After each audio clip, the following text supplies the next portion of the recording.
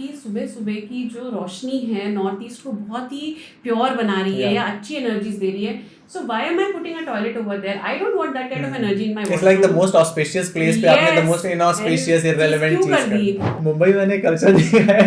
Mumbai guys don't cancel me कि अच्छा घर के बाहर बाहर मतलब बैंग ऑन बाहर वहाँ जूते चप्पल रख रहे होते हैं. एक नहीं दो नहीं 4 5 6 7 पेयर्स रखे होते हैं.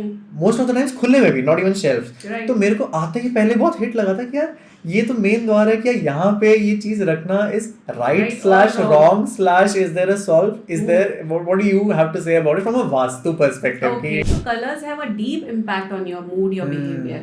So right colors को use कर लो थोड़ा सा, ठीक है? that's the थोड़ा सा फर्नीचर इधर उधर कर लो अपना. Maybe एक sit facing the right direction, वहाँ काम करो, बैठ के वहाँ पढ़ो.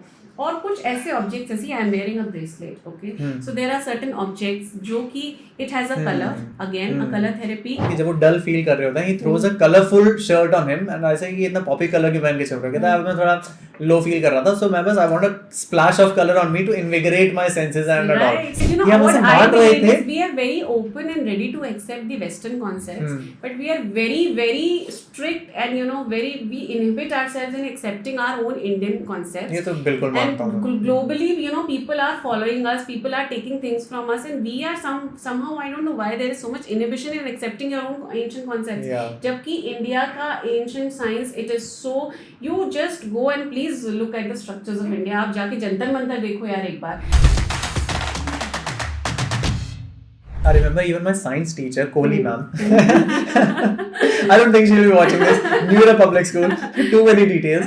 She also used to say कि सूर्य जब उगता है उसके साथ हमें काम शुरू कर देना चाहिए. सूर्य जब अस्त होता है काइंड ऑफ टेक्निकली हमें अभी अपना रेस्टिंग मोड में आ जाना चाहिए. ऑल्दो आज के जमाने में नहीं हो पाता है, वो एक अलग बात है. It's a lifestyle thing. But I think ये नेचर के साथ अलाइन करने का ही, वो भी एक साइंस टीचर वो कह रही थी कि जितना आप नेचर के साथ अलाइनमेंट में चल पाओगे, even for that matter seasons में भी इसे कहा जाता है कि जो 4 सीजंस हैं उस सीजन के हिसाब से अगर आप seasonal vegetable, seasonal clothing, seasonal fruits खाओगे तो वो आपकी बॉडी के साथ और जाएगा जेलअप करेगा. Right? Why do we want to be artificial? Why can't we live with nature, and why do we have to be so strong about accepting this simple concept that just we are trying to make ourselves live in accordance with nature? अभी you ask me north east में toilet नहीं होनी चाहिए. क्यों नहीं होनी चाहिए? Because that's a negative kind of an activity which is imparting a negative energy in that particular area.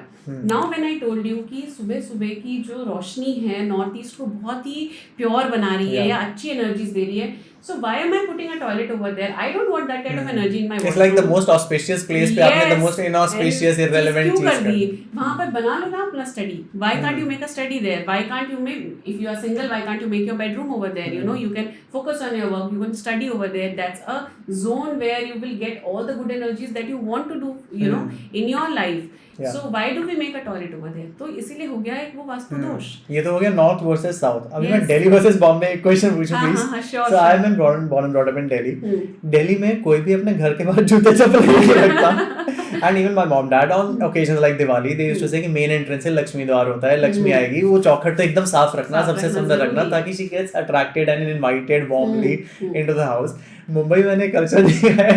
Mumbai guys don't cancel me कि अच्छा घर के बाहर बाहर मतलब बैंग ऑन बाहर वहाँ जूते चप्पल रख रहे होते हैं. एक नहीं दो नहीं 4 5 6 7 पेयर्स रखे होते हैं. मोस्ट ऑफ द टाइम्स खुले में भी नॉट इवन शेल्फ. तो मेरे को आते ही पहले बहुत हिट लगा था कि यार ये तो मेन द्वार है. क्या यहाँ पे ये चीज रखना is right slash wrong slash is there a solve is there what do you have to say about it from a vastu perspective? कि डज इट इवन मैटर या I am over? Main door is what? It is the face of your house, right? It is bringing in prosperity. So इसीलिए ठीक है, उसको clean रखना है, सुंदर रखना है, because you are inviting guests, you are inviting energies into your house from that particular direction.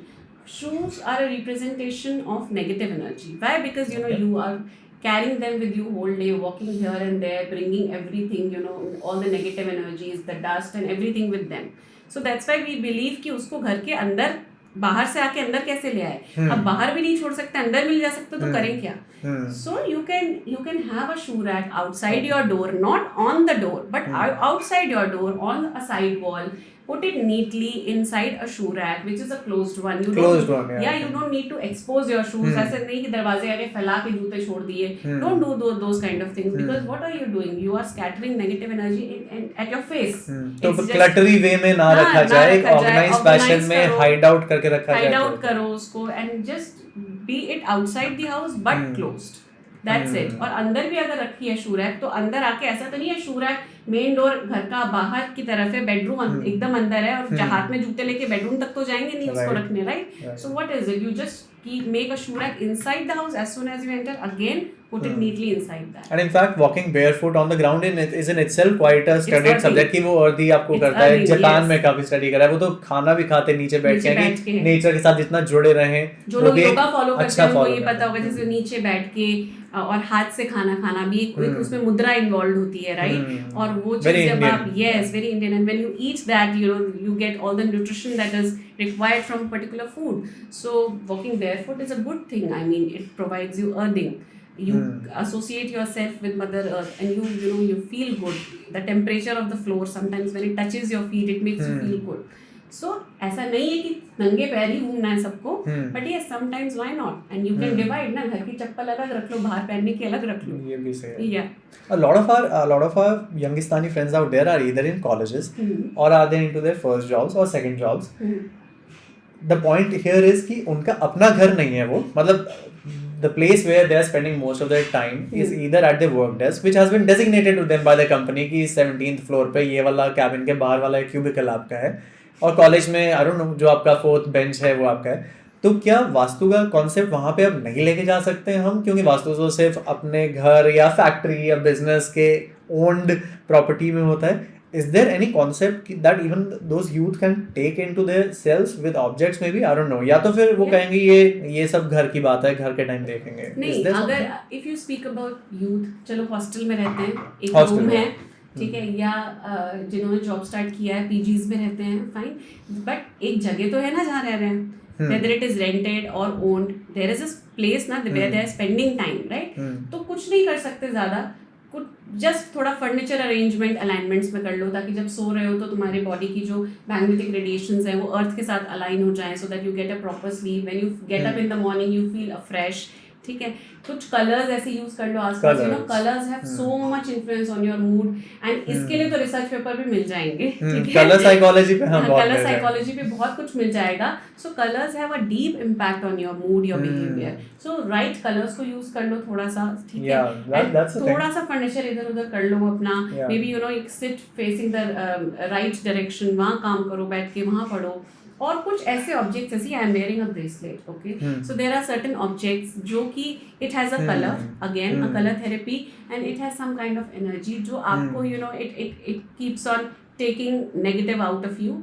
सो ये सब चीजें करके carrying a few objects with you, placing a few objects here and there around you, और ये सब कुछ नहीं है. They are all working in cleaning the energies around you, in guiding you to a better life. थोड़ा सा एक positivity की तरफ आपको लेके जाना.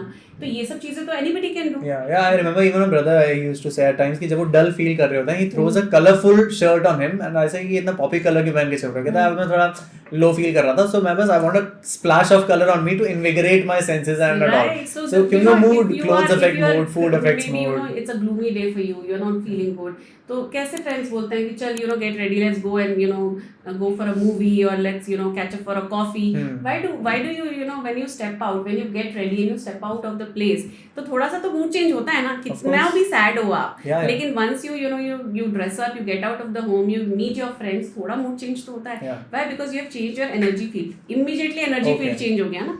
अभी मैं अपने कमरे में थी, बहुत सैड थी, मेरे पूरे एनर्जी फील्ड वही था. The moment I get ready, थोड़ा सा बिहेवियरल चेंज, मूड चेंज शुरू हो गया. बाहर गई, एनर्जी फील्ड चेंज हो गई, दोस्तों से मिली, चेंज हो गया. सो एनर्जी फील्ड चेंज हो गया. Okay, so that's the underlying principle जो एनीवेज आप पे इंपैक्ट कर रहा है. बिकॉज़ लाइक आई सेड कि move, you are not a tree. कि अगर like even in other motivational books it said that whenever you are facing a difficult situations, कभी कभार होता है हम रट में पढ़ते जाते हैं, and whenever you are on your laptop और एक टाइम के बाद you are zoned out. So they just say just move a little. बाहर लेके चले जाओ, टेक अ ब्रेक, या लैपटॉप भी किसी और जगह लेके चले जाओ. It will reinvigorate your senses. और जो creative block, writing block, mental block, managing block feel हो रहा है वो हट जाएगा. तो ये block word, they are using the word block कि अनब्लॉक करने के लिए आप अपना स्पेस चेंज कर सकते हैं. आई डोंट नो कि अच्छा energy field which you said कि दैट इज चेंजिंग. Changing. तो आई थिंक बार लौट के बाद मुझे तो यही आ रही है कि जो हम नॉर्मल लाइफ में और नॉर्मल लाइफ एडवाइस में फॉलो कर रहे थे, Yes. उसके इन टैंडम एक कॉन्सेप्ट चल रहा है which is a very ancient Indian wise Concept, topic yes. Which we might be have been shunning away, लेकिन वो हम कर ही रहे थे. मतलब that's the weird thing. See, you know कि हम what उसे I मान रहे believe थे. is we are very open and ready to accept the Western concepts, but we are very strict and we inhibit ourselves in accepting our own Indian concepts. ये तो बिल्कुल मानता And हूँ. globally, people are following us, people are taking things from us, and we are somehow, I don't know why there is so much inhibition in accepting your own ancient concepts. Yeah. जबकि India का ancient science, it is so, you just go and please look at the structures of India. आप जाके जंतर मंतर देखो यार एक बार. I mean कितना पहले बनाया गया था, और एस्ट्रोलॉजिकल कैलकुलेशंस यार उसमें क्या what accurate calculations they do, कितने सालों. आई गेट अस्टाउंडेड कि वहाँ जब इतना इंजीनियरिंग मार्वल किताबी ज्ञान में नहीं था, बट उनके मेंटल ड्राइव इतनी थी. उनको तो किसी ने सिखाया नहीं ना. It was their own knowledge, their own knowledge, their own mind, their own intellect, जिससे उन्होंने वो सब चीजें बनाई हैं. You go and look at any Indian architecture, any कितना अच्छे से उसको बनाया गया है कि कहीं पे जाओ तो ठंडी लगती है, गर्म में भी वो आर्किटेक्चर बना हुआ है, but you feel cold inside. कैसे उन्होंने विंडोज बनाई गई थी कि अंदर से बाहर का दिख जाता है पर बाहर से अंदर का नहीं दिखता. How those concepts came into their mind, that is what is architectural Marvel उनके पास था. एंड दैट इज व्हाट और वो एनर्जी वे से भी सोचते हैं. एक तो आर्किटेक्चर हो गया, नहीं बस डिजाइन की एस्थेटिक डिजाइन है, विजुअली अपीलिंग डिजाइन है, बट वन इज कि उसमें एनर्जी को भी मद्देनजर फैक्टर इन करते हुए उन्होंने वो बनाया. नहीं थे ना तब, फ्रिज नहीं था. तो अगर खाना स्टोर करना है मुझे बहुत दिन तक, उसको अच्छा रखना है, अगर मैं उसको साउथ में रख दूंगी तो मेरा खाना तो तुरंत खराब हो जाएगा, क्योंकि साउथ तो बहुत गर्म है. ठीक है, you are getting a lot of sunlight in the south. My food can not be perishable after some, it will just go. But ठीक है, उसी खाने को मैंने नॉर्थ में रख दिया तो north is cold because sunlight तो वहाँ पे आ ही नहीं रही है, ज्यादा ठंडा है वो, तो वही खाना मेरा वहाँ पे ज्यादा दिन चल जाएगा ना. So that was the concept, because they use the principles, the laws of nature, उसको दिमाग में रखते हुए वो आर्किटेक्चर करते थे. कोई भी ज्ञानी लोग थे, उनके सुन ले, because they did not have the technology. Now you ask me, ठीक है आज तो टेक्नोलॉजी है ना, तो क्यों वास्तु फॉलो करें? I have fridge. Why do I put this thing in the north and south? Because artificial जितना रहोगे उतना अपनी लाइफ को, अपनी हेल्थ को आप अफेक्ट कर रहे हो. आउट ऑफ सिंक रहेंगे. यस, यू हैव टू, जितना हार्मनी में चलते जाओगे ना, जितना हार्मनी में चलते जाओगे. Why there is so much global warming. अभी देखो कितनी नेचुरल कैलामिटीज हो रही है, अर्थक्वेक्स आ रहे हैं, ये सारी चीजें हो रही है. इतना कुछ क्यों हो रहा है? Because of the human intervention in nature, right? Because of that क्यों इतना एनवायरनमेंट को लेके इतना अभी अवेयरनेस है. Sustainability is quite a thing now. I hopefully like Gen Z which is like under 22-year-olds right now, they are actually growing up to the fact कि नहीं हमें nature environment को बचाना है और sync में रहना है. तो अभी तो you are the generation who is going to take it forward कि environment को protect करो. you are so much aware about it. तो environment को protect करने की बात कर सकते हैं, तो environment के साथ रहने में क्या problem है हमें, right? Right. So that is all. Would you like to tell me Feng Shui अलग होता है या वास्तु ये सेम है, या are these different, या फिर ये बस दो अलग देशों के सेम कॉन्सेप्ट्स हैं? तो ऐसा समझो कि दोनों चीज़ों से आप कुछ तो लाइफ इंप्रूवमेंट कर रहे हो, ठीक है. लेकिन फेंग शुई जो है बेसिकली चाइना से ओरिजिनेट हुआ है. Vastu is an Indian concept. Geographically both the countries are different, they have different climatic conditions and everything. जैसा मैंने बोला कि ये सारी चीज़ें नेचर पे डिपेंडेंट होती हैं. तो चाइना का अपना एक क्लाइमेट है, इंडिया का अपना एक क्लाइमेट है, वेरीड है वो भी. इंडिया का तो बहुत वेरीड है, from north to south, east to west. और ये सारी चीज़ें किसी भी जगह की ज्योग्राफी पे, उनके क्लाइमेट पे, टेम्परेचर पे डिपेंड करती हैं. फेंग शुई के अपने कुछ एलिमेंट्स हैं, वास्तु के अपने कुछ एलिमेंट्स हैं. बोथ आर डिफरेंट, दोनों का थोड़ा सा कॉन्सेप्ट डिफरेंट है, कलर्स का यूज डिफरेंट है. सो कर काम एक ही रहे हैं, ठीक है. They are trying to brighten up your life and well being, और ये लेकिन अप्लाई दोनों अलग अलग तरीके से होते हैं. Okay. So there is a little difference. We can take some parts of each other into each other. But हाँ, अगर आप ये बोलो कि मैं एक ही घर में पूरा फेंग शुई भी अप्लाई कर दूँ और पूरा वास्तु भी अप्लाई कर दूँ, तो वो अलग अलग हो जाएगा. Which brings me to the next point. कभी-कभार क्या होता है, for example, like I'm living in a rented apartment, as I said, कि there is, and I think where we are going with this is कि there is only a limit up till which even if I believe in vastu, I can apply those principles practically, and there will be a limit कि इससे ज़्यादा तो मैं कर भी नहीं सकता, either functionally कि मैं दरवाजा तोड़ के अब वहाँ नहीं कर सकता, या नंबर 2 थकान कि नहीं यार मैं इससे ज़्यादा मेंटल बैंडविड्थ इस चीज़ को नहीं देना चाहता. तो अगर ये है तो है. So what is your take over there कि क्या होना चाहिए? क्योंकि आइडियली तो कोई भी नहीं रह सकता, including me.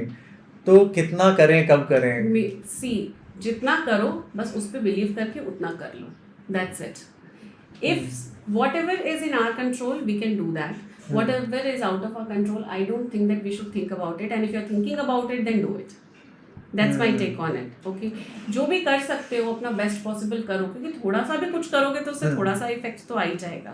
You know, some things are really not under our control, but whatever is under our control, whatever you think you can do, just do that and just wait and watch. That's it.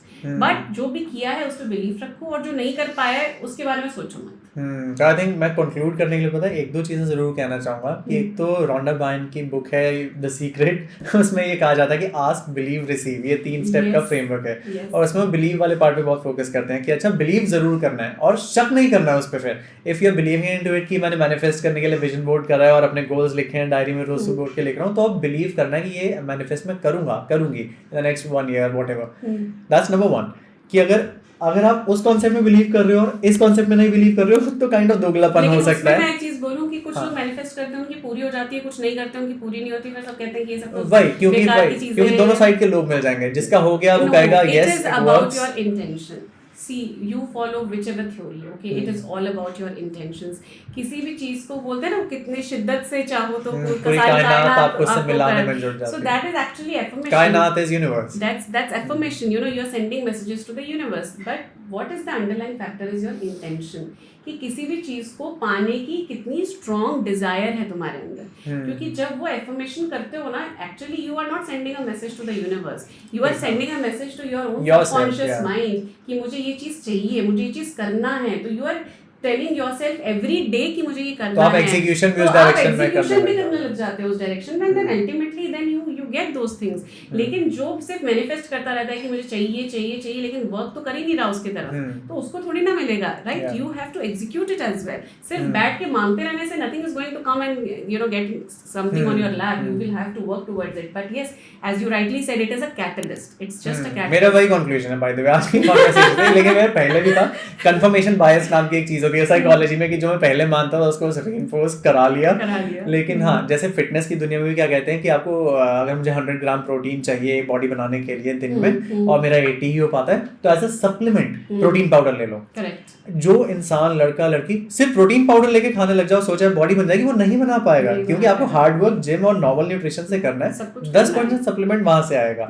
Similarly मुझे लग रहा है भले आपको IIT JEE crack करनी है, आप school में है, कॉलेज में है, वर्क में है, प्रमोशन चाहिए, हेल्थ रिलेशनशिप्स पे तो मैं टच भी नहीं कर पाया कि how it effects that.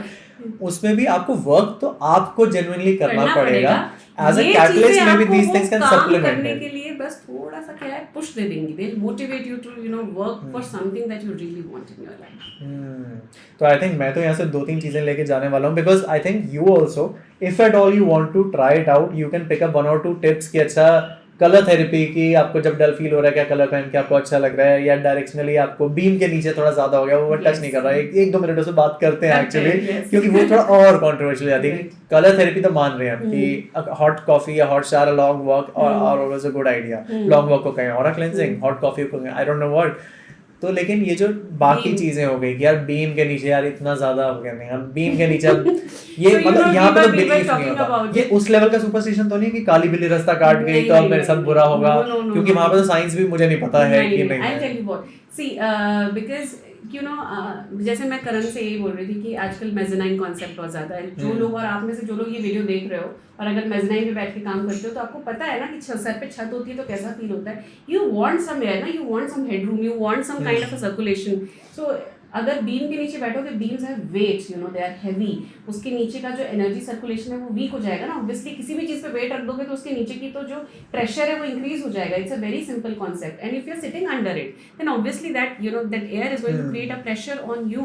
And if that's a pressure then your mind will not work properly, क्योंकि उसको काम करने के लिए तो थोड़ा स्पेस और एनर्जी. व्हेन यू से एनर्जीज आप फ्रीक्वेंसीज और वेवलेंथ्स की ही बात कर रहे हो, लाइक साइंटिफिकली जो एनर्जी जैसे कहा जाता है वो energy, it's not a mythical concept की we are talking about completely scientific energies that are around us, that's it. And कोई भी चीज को मैं ऐसे दबा दूं अगर किसी भी चीज को, तो उसके अंदर का जो एयर प्रेशर है वो कैसा फील होगा, you know how will you feel. जैसे दबाव कहते हैं, दबाव मैं आपको उठा कैसे you know if I try to push you like this how will you feel. So you have to you know uplift yourself, that's it. You have to create a headroom. तो इसलिए बीम के नीचे नहीं, कभी नहीं सोना, कभी नहीं पढ़ना, कभी अपनी कोई भी बहुत इंपॉर्टेंट चीज बीम के नीचे मत रखना, because it will not get a path for energy circulation और वो चीज वहीं पे रुक जाएगी. so you have to uplift it, right? Even north south direction का भी कहते हैं, when you said sleeping, even Sadhguru says that times Mahashivratri पे भी especially कि इस direction, and we our entire family believes in that कि I don't even remember कि south को सर रख के नहीं सोना चाहिए या north को नहीं रख के, हाँ, north कि वो बहुत ही कुछ वे, because you know when you're sleeping your body is it's dissipating some kind of radiations, जो electromagnetic radiation body के चारों तरफ घूम रही है. अर्थ का भी है ना, ये तो सबको पता है, अर्थ का भी मैग्नेटिक रेडिएशन है. तो जब हम सोते हैं ना, सो हमारी बॉडी की जो रेडिएशन है वो अर्थ की रेडिएशन के साथ अलाइन होती है. और आइडियली कैसा मूवमेंट होना चाहिए, from it should come out of your feet, then head and then feet, and like that is your energy circulation. तो जब आप अपना हेड साउथ में रख के सोते हो, सो आपकी जो रेडिएशंस हैं, जो आपके चारों तरफ इलेक्ट्रोमैग्नेटिक रेडिएशन है, that are aligning with the earth's radiation. That is why you get a good sleep, you get a good health. But इसी को मैं एंटी कर दूंगी अगर, ठीक है, क्या कर दूंगी अगर, what if I bring plus plus together, it will repel. You have to bring plus and minus together. It's magnetism. काफी साइंटिफिक बातें हो रही हैं आज. मुझे लग रहा था काफी माइथोलॉजी और रिलीजन के जोन में चला जाएगा. लाइक आई समवेयर हर्ड कि vastu has a mention even in Ramayanas, Bhagavad Gitas, Mahabharatas. वहां पे मैं जानबूझ के नहीं गया कि वहां पे फिर और पुट ऑफ ना हो जाए लोग कि अच्छा एक तो हम वास्तु में नहीं मानते थे, ऊपर से तो भगवद गीता ले आया. I don't understand, it has a religious angle. Definitely religious भी नहीं बोलूंगी इसको मैं. हमारे जो फोकलोर है, जो हमारे टेक्स्ट हैं, कि why religion cannot be science, why mythology can't be science. ठीक है, कि क्यों ऐसा हमें सोचना है कि ये वर्ड बोल दिया तो ये तो सब अंधविश्वास ही है. ठीक है, जो अगर अंधविश्वास लगता है उसको मत फॉलो करो, पर उसमें से कुछ तो ऐसा ले सकते हो ना जिसमें you can connect yourself with. So take that. It will never harm you. It will never ever harm you. कुछ अच्छा ही कर जाएगा. That's it. और कुछ भी नहीं करेगा शायद, but कभी खराब तो नहीं करेगा. Yeah, I think that's my key takeaway over here. So guys, all in all, I think be it a scam or a science or a superstition, I तो believe कि ये science वाले part में ही है. And in fact, the more Neha talked in the past 30-40 minutes, she did tell how it's all about energies, how it's all about directions, and how it's all about general just Americanized articles that we have already received and implemented. Right. कि colors हमें ये पहनने चाहिए या declutter करना चाहिए. Minimalism is a very famous YouTube series. Right. Even I'm making a couple of videos on those कि how to be a minimalist. मुझे तो बहुत feel होता है कि टाइम टू टाइम मेरे सेलफोन की एप्स, मेरे फोल्डर्स, फाइल्स लैपटॉप में, मेरे कपड़े जो पड़े हुए होते हैं, इनफैक्ट रुकी हुई घड़ियां, रुकी हुई सब चीजें, I keep on discarding. I tell you one thing, ये जो मिनिमलिज्म का कॉन्सेप्ट है ना, बहुत सारे ना आई रीड ऑन आर्टिकल्स आजकल ऐसे आते हैं कि if you want to look rich, you have to be minimalistic. अच्छा हाँ, वो एक अलग cultural angle. I will just connect it कि क्यों ये आर्टिकल आ रहा है, because somehow we want to look rich. Yeah, right? Of course. Somehow we want to look rich, and for that we have to be minimal. Yeah. जितना कम उतना अच्छा. Yeah. ठीक है, अब आप मार्क जुकरबर्ग को देख लीजिए, he is so basic in his clothing, वही simple टी-शर्ट्स पहनते हैं. कोई अगर if somebody didn't know him, उनके पहनावे को देख के nobody could tell, that he's a billionaire or whatever. So simply that is the concept of minimalism in vastu. जितना कम से कम उतना अच्छा. Less is more. Yes. Absolutely. So guys, do try on these principles. Don't outright reject it. Even if you tell us in the comment section below, by the way, that कौन सा point, ऐसा मैं हमेशा video में कहता हूँ, ऐसा कौन सा point आपको था जिसको सुन के आपको लगा कि अरे ये तो मेरे साथ भी हुआ है. Because I'm sure एक point तो कोई ऐसा आपका होगा कि यार ये point तो सच में था. So call it vastu or do not call it vastu. This was just a topic and a conversation कि अच्छा जो हम कर रहे हैं क्या वो हमारी ही धरोहर तो नहीं थी जो हम बाहर वालों से किसी और लेबल के थ्रू सीखना चाह रहे हैं. Thanks a lot Neha for coming and enlightening my Sunday afternoon. By the way ये पूरा होम स्टूडियो इस वक्त सफोकेट हो चुका है क्योंकि हमने सब कुछ ऑफ करके रखा था, सारे दरवाजे बंद थे. Now the moment we end this I am actually gonna open all the doors and let that air come in कि मेरा भी थोड़ा ऑरा क्लेंजिंग हो जाए. Any final words from your side before we call it a day? Just thank you for all those who have stayed till the end of the video, and I really want ki youth should actually please open up yourself for this concept. It is very beautiful. Try to understand it. I'm not saying go deep dive into it और पूरी life को बस इसी के चारों तरफ घुमा लो, but yes, please take something from it because it is something that is going to improve your life. It is going to improve your mental health. It is going to improve so many arenas of your life. Take it as a catalyst in your life and just give it a try. That's it.